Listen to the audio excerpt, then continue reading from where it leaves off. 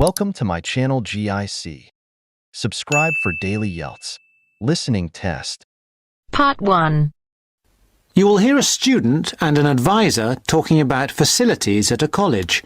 First, you have some time to look at questions 1 to 5.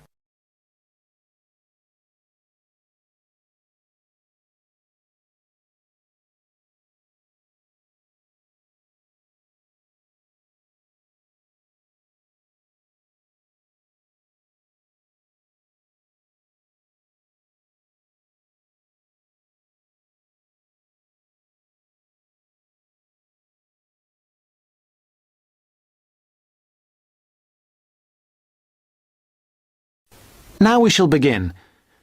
You should answer the questions as you listen, because you will not hear the recording a second time. Listen carefully and answer questions 1 to 5. Hi, I wonder if you could help me. I'm starting a course at Glenfield in a few weeks. I was just a bit worried about what facilities there will be and what I'll have to do. I'm especially interested in health and welfare stuff. Certainly. We normally send out a copy of our leaflet, Staying Healthy at Glenfield. I'm not sure why you haven't had it. Well, could you answer a few questions for me? Firstly, I'm wondering about how I get a doctor when I arrive. Well, you can register with the University Health Centre on North Campus. And do I have to pay for that? Not to register, but if you have to get medicines, there's a prescription charge of £6.50. Okay. Well, I'm not planning to get ill. That's only going to arise if I have any problems. So, should I just go along when I arrive? That's what we recommend for peace of mind, but it's not compulsory, and if you don't live inside the catchment area, you can't in fact register there. Where do you live? Well, at the moment I'm staying at the Backpackers Hostel in Hill Street, but I will be moving from there shortly, somewhere nearer. Well, there's a map at the centre which shows you the area that the university practice can accept people from. It's what we call the yellow zone. If you live outside that area, you have to find another medical centre to register with. It sounds like I'll only qualify after I move. I think you might be right. Then, in addition to the health centre, there's a free counselling service for all students situated on the North Campus. You don't have to register. They also have drop-in sessions. I say it's free, but that's only for up to 8 sessions. Beyond that, they normally refer people elsewhere. Sounds serious. Well, it's not just for big problems. People go there for advice on housing, workload, whatever, really. They can even arrange financial help. Is it confidential? Absolutely. Then again, a lot of students prefer to phone the Nightline service, which is run from an office on the central campus. They don't really encourage people to drop in. I see. So it's basically a free phone line. The number, if you want to make a note, is 0900 762 5913. I'll say it again. 0900 762 5913. Fine. Well, I hope I won't need any of these. What I will want is access to some gym facilities. Right.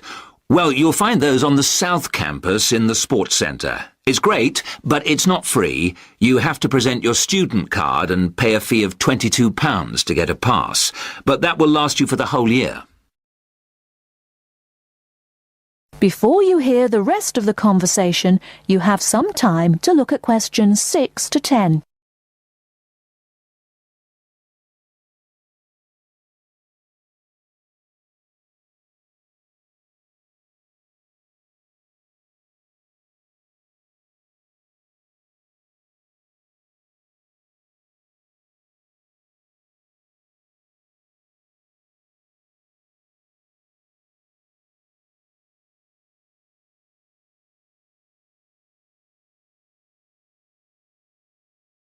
Now listen and answer questions 6 to 10.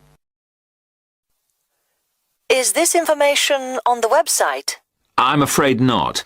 I can send you some leaflets or even resend the whole information pack if you give me your details. Could you send the whole information pack, please? Yes, that's fine. I'll have to take down some details. Could you tell me your full name? Sonia Orr. S-O-N-Y... No, I'll spell it. S-O-N-I-A. Then Orr is O-R-R. Orr. OK. And you said you were on Hills Road? Yes, but don't send it there as I'm about to move. I'll give you my new address, which is 22 Winter Gardens. That's Glenfield. And the postcode? Oh, yeah. That's GF23 9BQ. Fine. Now, we're doing a bit of data collection about who uses our services at the moment. Can I just ask a few more questions? Yes, that's fine. OK. If you're an international student, what country are you from? I'm from Switzerland. And how old are you? I'm 24. And finally, which course are you enrolled on? Right. Well, that's a bit complicated, since I'm hoping to switch to economics and history. But at the moment... I'm down to do economics and sociology. It's a joint degree. OK, I'll put that. Great. Well, I'll pop the information pack in the post, and you should get it soon. That is the end of part 1. You now have half a minute to check your answer. Turns to part 2. You are going to hear a talk about making the most of graduate school. First, you have some time to look at questions 11 to 16.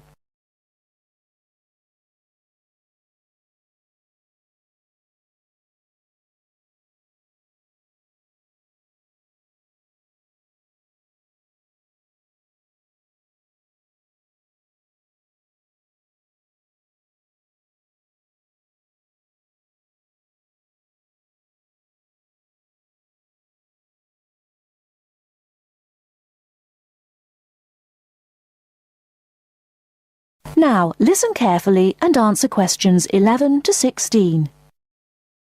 Entrance to the graduate school.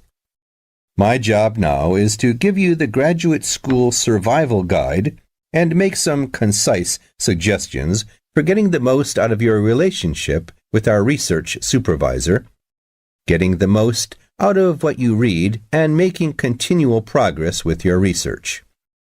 First, your relationship with your supervisor. This is fundamental. Meet regularly. You should expect to meet once a week or at least every other week because this will give you the motivation to make progress and also keeps your advisor aware of your work. Prepare for your meetings. Come to each meeting. Also, bring the notes from your previous meeting together with a list of any upcoming deadlines. Make a plan for what you hope to get out of each meeting. After the meeting, email your supervisor a brief summary. Include a list of major topics discussed, a list of what you agreed on, a note of any advice you may not want to follow, and a new summary of what you are planning to do. This helps avoid misunderstandings and provides a handy record of the progress of your research. Add a to-do list for yourself and your supervisor, including a reading list. Finally, add the time and date for the next meeting. My second main piece of advice is to keep your supervisor informed. Show him or her the results of your work as soon as possible. This helps your supervisor understand your research and identify any potential points of conflict early in the process. Include summaries of your work, including any results of experiments, and also anything you write about your research. Thirdly, communicate clearly. If you disagree with your advisor, state your objections and concerns clearly and calmly. If you feel that something about your relationship is not working, discuss it with him or her. Whenever possible, suggest steps that they could take to address your concerns. Under this heading, it is extremely important to take the initiative. You do not need to clear everything you do in your research with your advisor. He or she is busy too. You must be responsible for your own ideas and the progress of your work. Before you hear the rest of the talk, you have some time to look at questions 17 to 20.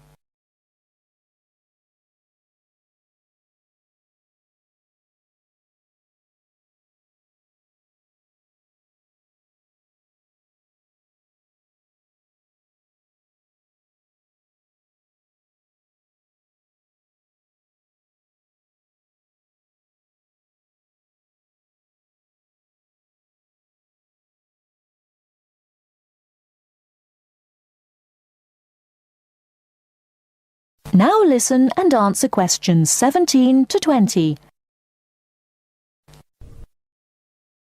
The second section of my talk is about getting the most out of what you read.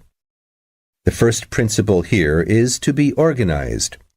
Keep an electronic bibliography with notes and pointers to the paper files. Keep and file all the papers you have read. Point 2. Be efficient. Only read what you need to. Start by reading only the conclusion, scanning figures and tables, and looking at their references. Read the other sections only if the paper seems relevant or you think it might help you get a different perspective. Skip the sections you think you already understand. These are often the background and motivation sections. It's of critical importance to take good notes on every paper you find worth reading. Note especially what problem the author is trying to solve, what approach they take to the problem, and how their approach differs from other approaches. Next, summarize what you have read on each topic. After you have read several papers on the same topic, note the key problems, the various formulations of the problem under consideration, the relationship between the various approaches and the alternative approaches you come across. Let me add one point you might not have already thought of. Read PhD theses. Even though they are long, they can be very helpful for quickly learning about what has been done in your field of interest. Focus particularly on the background sections and method sections. Don't forget to read your advisor's thesis. This will give you an idea of what he or she expects from you. The third section of my talk is about making continual progress with your research. Keep a journal of your ideas.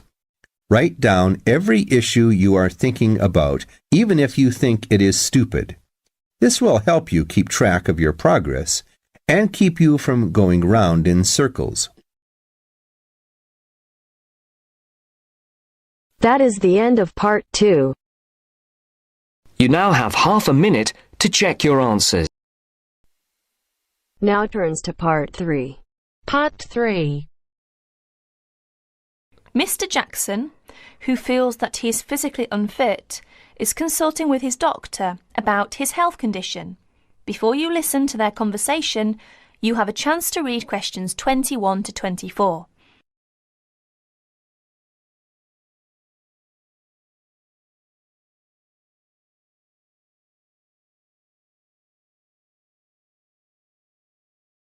Now please listen to the recording and answer questions 21 to 24.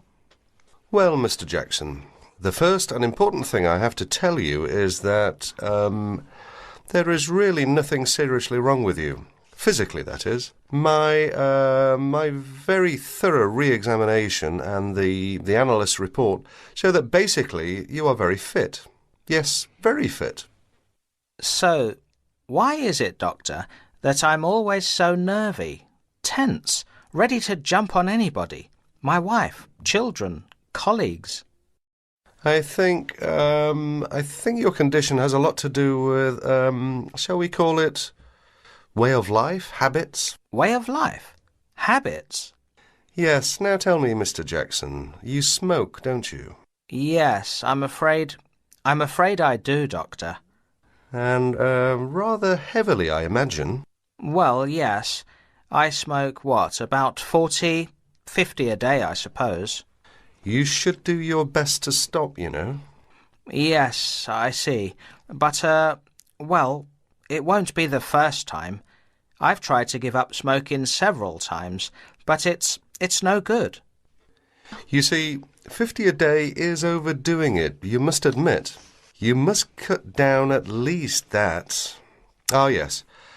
I know that when you're feeling tense, you probably feel that a cigarette relaxes you. But in the long run, I do advise you to make a real effort to quit smoking. Of course, but, well, it's easy to say give it up or cut it down, but, oh, you know. Well, in my opinion, you have no choice.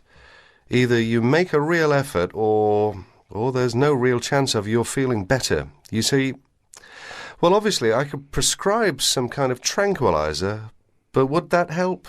I'd prefer, and I'm quite sure you'll agree, I'd prefer to see you really back to normal, not just seemingly so. And that's my reason for asking you several more questions about your other habits. Right. Now you have a chance to read questions 25 to 30.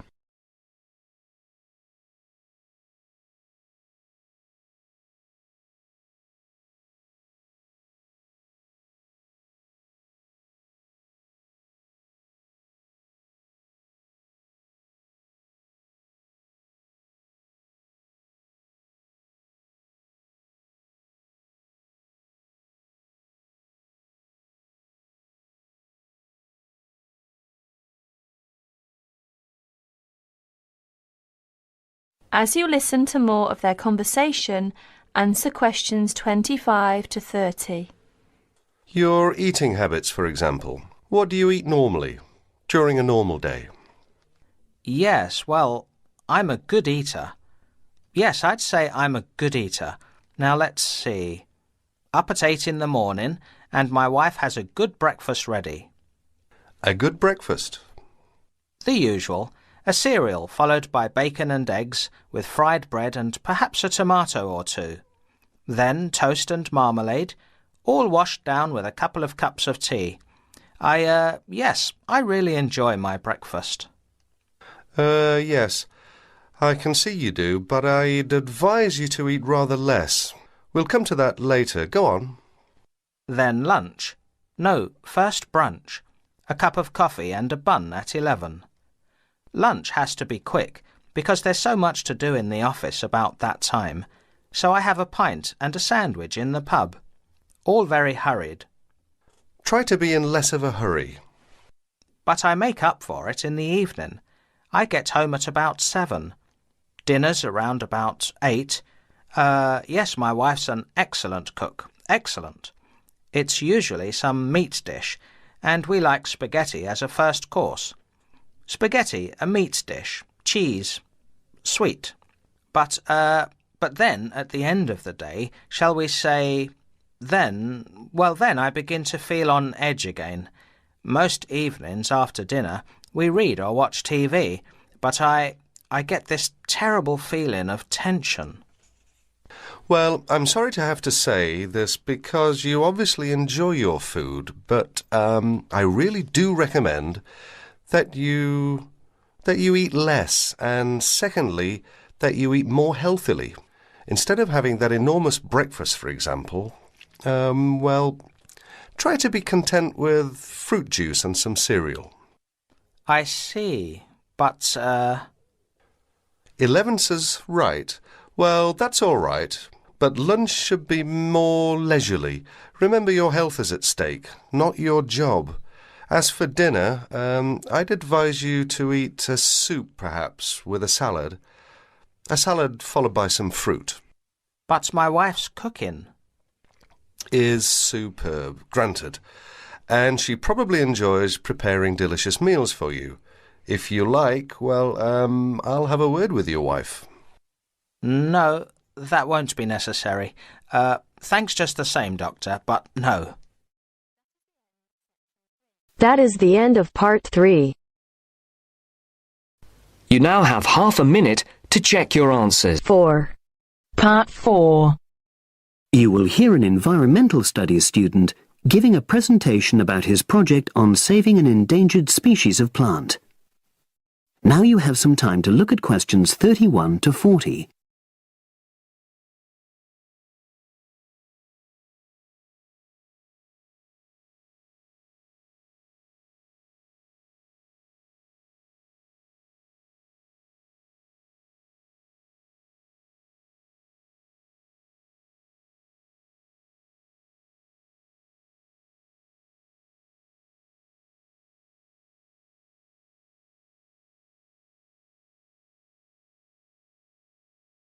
Now listen and answer questions 31 to 40.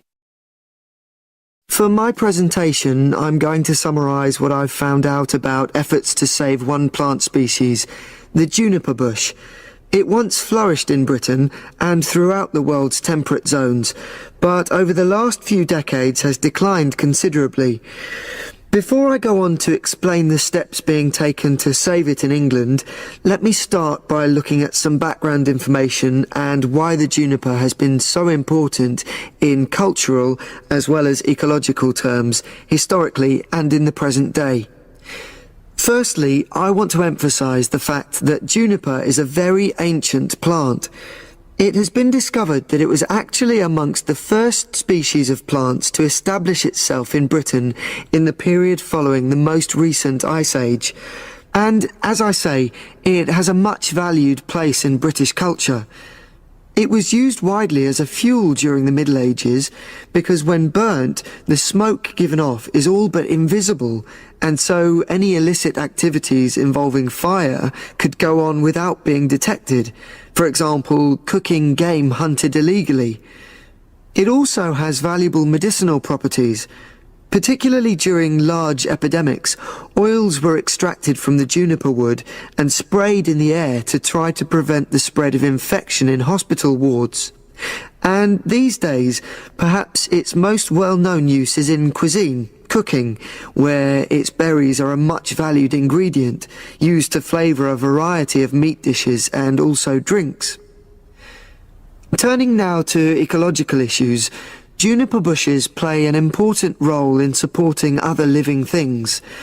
If juniper bushes are wiped out, this would radically affect many different insect and also fungus species. We simply cannot afford to let this species die out.